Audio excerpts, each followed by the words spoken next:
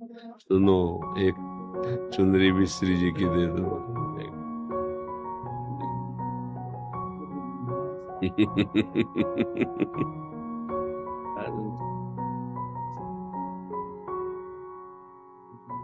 थोड़ा कुछ फल या मीठा हो तो दो।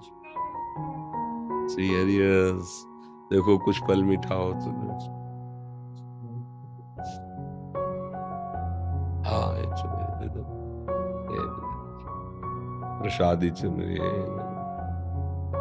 हाँ हाँ, दे देना उधर, वो श्री जी से वहां से दे देंगे। तो लिवा जाओ और हाँ, उसको उठा। जितेंद्र जी। राधा राधा राधा। हाँ, महाराज जी, मैं यहाँ आकर धन्य हो गया। महाराज जी, यहाँ पर सिर्फ आपसे मिलने के लिए आया हूँ। महाराज जी, किस कहीं से सुना कि आप अस्पताल में भर्ती हैं, तो जैसे ही पता लगा तो मैंने ना सोचा ना समझा 300 किलोमीटर पैदल यात्रा करके आपसे मिलने अस्पताल आया। में तो नहीं भर्ती। मतलब मुझे जानकारी नहीं थी महाराज, तो मैंने किसी से पूछा कि महाराज कहाँ पे मिलेंगे, तो उन्होंने कहा इस समय उनकी तबीयत बिगड़ी हुई है।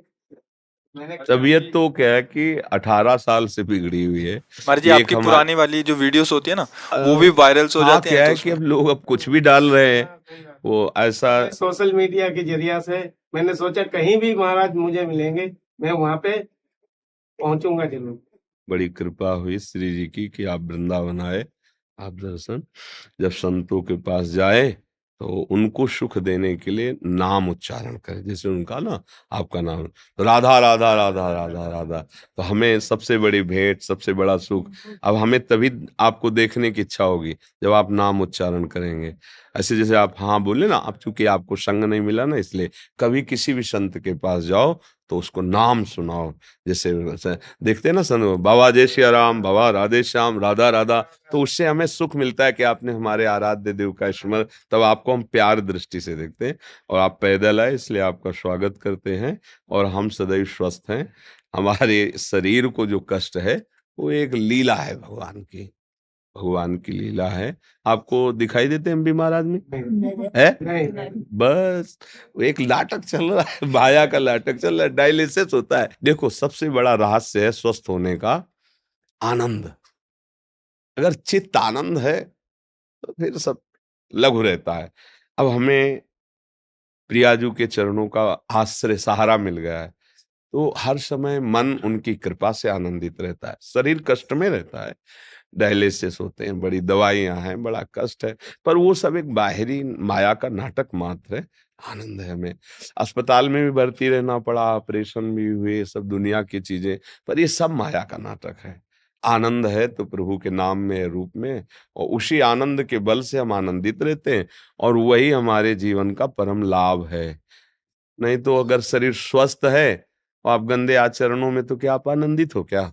आप सोचो, देखो आप जल रहे हो, आप क्लेशित हो, आप अशांत हो, ऐसे ऐसे राक्षसी भाव एक दूसरे को मारे डाल रहा है, एक दूसरे को क्या है ये? तो आपका सद्भाव बहुत अच्छा है, और हम यही चाहेंगे कि आप जब आए हो तो आप राधा राधा जपने की कोशिश करो और भगवान की कृपा के पात्र बनो। देखो, संतों के पास किसी भी भाव से जाए, अगर हमारा ये भाव है ना कि ये भगवान है, या ये पूज्य हैं भगवान के समान, या ये इनकी कृपा, तो ज्यों ज्यों पग आगे बढ़े कोटिन यज्ञ समान, एक एक कदम में करोड़ों यज्ञों का फल मिलता है आपके भाव से। सामने वाला क्या है उससे मत देखो। हमारे भाव ही होते हैं, जब हम किसी देवता के या भगवान के मंदिर में दर्शन करने जाते हैं, वो तो विग्रह रूप में विराजमान है, पर जब जैसे हमारे भाव होते हैं, मेहनत करके गए, लौटते दूर से देखा, ध्वजा देखा, मंदिर, एकदम आनंद हुआ, सामने गए रो पड़े एकदम, हाँ प्रभु प्रभु, हाँ मेरे प्रभु। वो प्रभु देख रहे हैं, उसका उसको फल मिलता है। ये जो आप साधना करके आ रहे हो ना, इसका फल है, अमोघ फल है। भगवान के दर्शन और भगवान के भक्त के दर्शन ये बराबर हैं। संत दर्श जिम पातक टरे। अगर हम भाव से ना, तो जब भाव से हम शिला में भगवान की भावना कर लेते हैं, फिर संतों में भगवान की भावना कर ले। मंगल है, खूब नाम जप करो, कोई नशा न करना, कोई गंदा आचरण नहीं, गंदा भोजन नहीं, तो जहां जाना है ना, वहां पहुंचने का मार्ग प्रकाशित हो जाता है। माँ जी क्षमा कीजिएगा, एक और बात पे प्रकाश डाल दीजिए। जैसे आपसे सुना है कि आपके मुख से कि पैदल यात्रा अच्छा लगा, तो महाराज जी कुछ ऐसे भावुक जन है वो भी पैदल शुरू कर देंगे महाराज जी। ये सामर्थ्य सबके अंदर नहीं होती है। हम आपको सही बताएं, सामर्थ्य उनके होती है जो बहुत कष्टपूर्ण जीवन गरीबी से व्यतीत करते हैं, और उनको जब लगता है कि मेरे पास तो कुछ देने के लिए कुछ है नहीं, तो ये जीवन ही है, तो मैं अगर हो सके तो मैं लौटते हुए जाऊं या पैदल जाऊं, ये सामर्थ्य उनकी होती है। जो विषय संग्रह से रहित होते हैं उनको लगता है मैं क्या दूं, तब लगता है कि अगर मैं खोपड़ी के बल चल पाता तो खोपड़ी के बल चल के जाता, यही मैं कर सकता हूँ। ये सबके अंदर हो भी नहीं सकता, आदेश दें तो भी नहीं कर सकते सब। अरे यहाँ से पैदल राधा वल्लभ जी नंगे पैर तो जाना नहीं हो सकता, आप सोचो ला। और चालीसों कोस सैकड़ों कोस दूर से पैदल, ये उनकी बात होती है ना, जो गृहस्थी में रह के कष्ट सहते हैं और उनको लगता है मैं किसी योग्य नहीं हूँ, क्या दे सकता हूँ संत को, तो मैं पैदल चल कर जाता हूँ उनके दर्शन के लिए। ये बहुत बड़ी बात है, और ये सबके बस की है भी नहीं। हम कहे भी, आदेश भी करें तो ले, ये सबके बस की। हम इस बात से बहुत अंदर से, हृदय से द्रवित है। भरत जी यही कह रहे हैं, जब वशिष्ठ जी ने देखा उनके चरणों में छाले पड़ गए, तब कहा थोड़ी देर पालकी में बैठ जाओ। तो उनका हाँ, हमारे इष्ट नंगे पैर यहाँ चले हैं और मैं पालकी में बैठ के चलूं, मुझे तो लगता है गुरुदेव सिर भर जाऊं उचित असमोरा, कि जहां मेरे श्री राम के चरण पड़े वहां मैं सिर रख करके जाऊं। ऐसा ये तो सबके हृदय में नहीं होता, ये हम जानते हैं, सबके हृदय में नहीं होता। ये विषय सुख भोगने वालों के हृदय में आ ही नहीं सकता। ये उनके हृदय में आता है जो दैन्य होते हैं और जिनके मन में है कि मैं क्या दे सकता हूँ।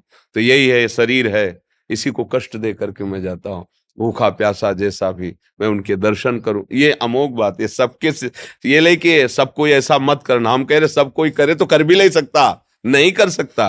ये आप मतलब साधारण बात मत समझना, कोई मनोरंजन नहीं है ऐसा।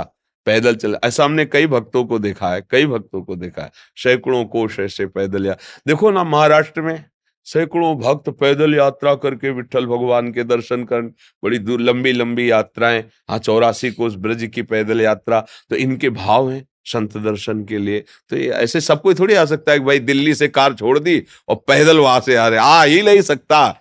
इतनी हिम्मत ही नहीं है। हिम्मत तो उसकी ही होती है ना जिसको ये लग गया कि अब हमारे पास तो कुछ है नहीं, शरीर प्राण ही है, अब यही हम समर्पित करते हैं। बहुत बड़ी बात है, बहुत बड़ी बात है।